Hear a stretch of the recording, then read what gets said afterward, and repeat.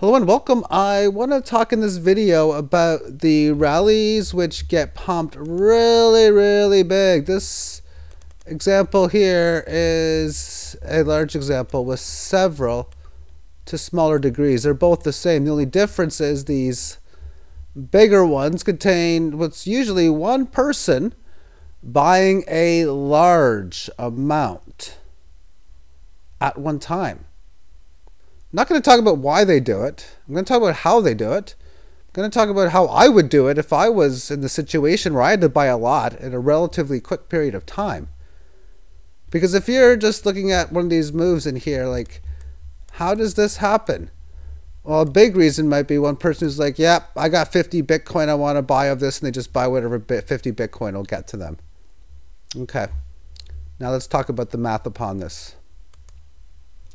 We'll just call it code ABC, and we'll say the price was 1,000 Satoshi. So the bid ask was like 990 and 1,030, something in that area. Or we'll just say the bid was 1,000 and the ask was slightly higher. It could have even been 1,100 with these markets. There can be some difference in the bid-ask ratios, but on sites like Bittrex, maybe 1,000 bid and 1,040 or 1,030 ask. But you buy 50 Bitcoin, it could just buy it immediately up to 6,911. What would happen thereafter? Well, after this has happened, you would have, say, an ask price at 69.12, or what's remaining at 69.11. And you'd have a bid at still 1,000. People would see this, and the reaction is the increase in bid orders. Of course, there's other reactions to that. Sell orders getting added. And what you're going to have now, people putting bid, 1020, 1030, 1050, all the bids come in. But now you're going to have sell orders, and they're going to start off, okay, someone's putting in 6,800. Yeah, that's not going to go. Maybe 7 seconds later or 20 seconds later, after several asks have been putting in, it's down to 5,000, 4,000, 3,000. And they'll just get filled one by one by one, and those orders will just start to... I know that they go from completely illiquid in that range and start to add liquidity back.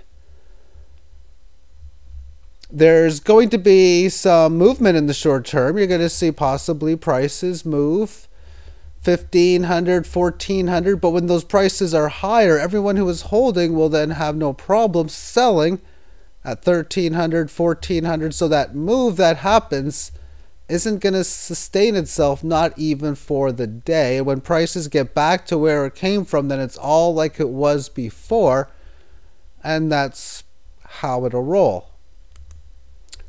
So how I would do it, if I was in charge, is I would start off, and we'll assume the bid ask is 1,000, 1050. I'd buy it up to about 12 to 1,300. And I would very quickly after that start placing buy orders. If I bought it to say 1,300, put it in at 1,280, 1,270, 1,250, 1,230, all the way down to 1,000.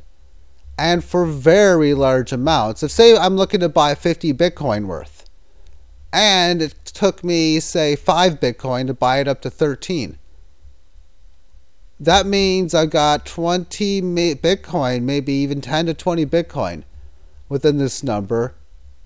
Basically create a buy wall. And that might be an indication for people that this thing might be going higher. And I don't care because that's what my plan would be. But I also realize that I want to buy as much of this as cheap as possible. So this would allow me to just get some cheaper in this manner. Other buyers, other sellers are going to come in, and I want to let the order fill book. Now, if you buy it up to 1,300, one thing you might do is put bigger buy orders, say from 1,000 to 1,200. And then by doing such, you would then allow the ask price to go down, or at least put the heavier amounts in at around 1,000, 1,100, 1,150. This way, if it gets sold down, say you put bids, say your highest bid was 1,280. If it gets sold down to say 1,240, now you can let the asks fill down. Say you left it at, say it was at 1300 before, obviously, so it goes down to 1260. Once they fill in a bit more and you see there are heavier amounts or larger liquid in the near term, which is basically under 16 or 1700, it would basically be rinse repeat. Just buy it up again and then fill the buy orders. So looking at a market, it's just doing all this nothing before you get involved. Then all of a sudden you get involved and you do that. So now you wait a bit, you put your buy orders in place. There is going to be sellers that are going to want to sell some, and that's going to cause some of your buy order fills to come through. Other people will be buying, but you're going to see the prices go down. Now during this time frame, a lot of those ask fills for this price has gone through.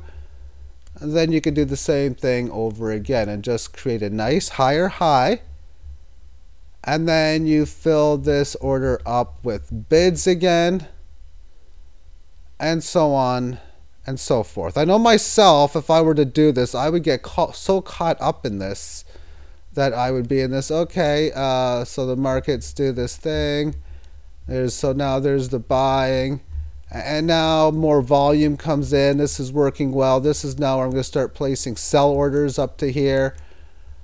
And then wait for an okay retracement. Then what I sell in here, I'd buy back down here. That would be me. But at least as far as buying it up, as I state, what I think I would do is such. Now, I've never ever made a transaction of even a Bitcoin. I've done greater than a half in one transaction, but I've never made one buy or sell at one Bitcoin. So I haven't been, quote unquote, a big game player by any means. I'm just still a small player working to becoming a bigger player each time, each month and seasons go by because my portfolio goes up. But that's how I would manage it. But even mathematically speaking, by the time I get my last sell in, if I just kept on doing this and the market keeps making higher highs and higher lows because I keep buying it. And when you see markets just doing it, I'm sure they're probably doing something around the same idea.